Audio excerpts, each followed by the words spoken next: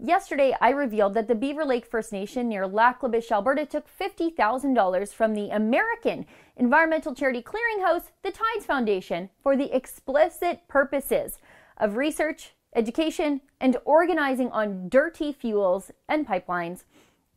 We all know the Tides Foundation does this to make it seem like the opposition to Canadian oil and gas is organic and growing up from the local level, when in reality, it's actually being born in the San Francisco cubicles of the hipster schemers down at the Tides Foundation head offices. And this Tides strategy of funding Aboriginal bands to foment opposition to their very own jobs in the oil and gas sector is absolutely nothing new.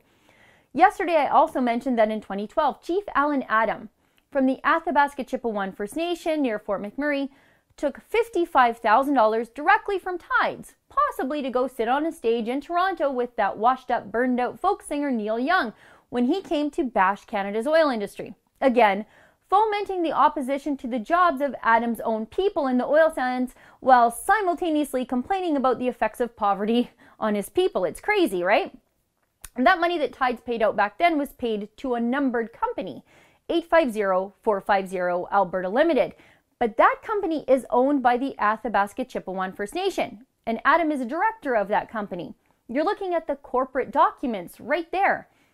And while I was peering through those most recent Tides Foundation grants to see which Aboriginal leaders were busy selling out their people for $50,000 in cold, hard cash, I saw a familiar name, Chief Allan Adam. Boy, he's got a good racket there. That cash he took way back in 2012? Well, Allan Adam went back again with his handout to Tides. Again, this information is right from the most recent list of Tides Foundation grants. Anyone could go there and see it if they actually wanted to.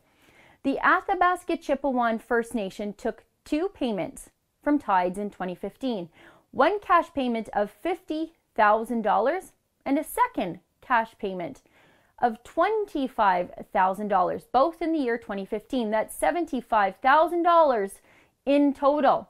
And guess what? Those payments were for the exact same reason as the Beaver Lake bans, for research, education, and organizing on dirty fuels and pipelines.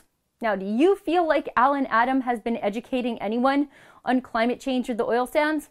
Yeah, me neither. Tides didn't buy an education. They bought an actor, a mouthpiece, and some very cheap loyalty.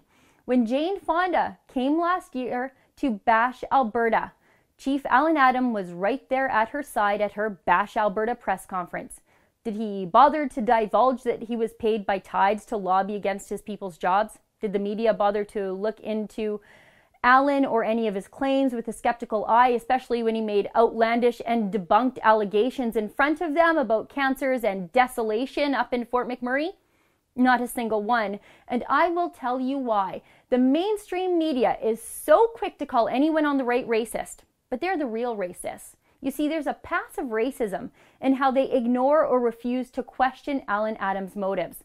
The media sees Adam as a nobleman, a man of the land, just because he's Aboriginal. They can't bring themselves to believe that Aboriginal people can be just as motivated by money as every other human being. You see, everyone has a price. Allan Adam's price is $75,000. For the Rebel.media, I'm Sheila Gunn Reid. At The Rebel, we follow the cash behind the progressive movement here in Canada. To never miss a story, be sure to subscribe to our new Rebel Canada YouTube page.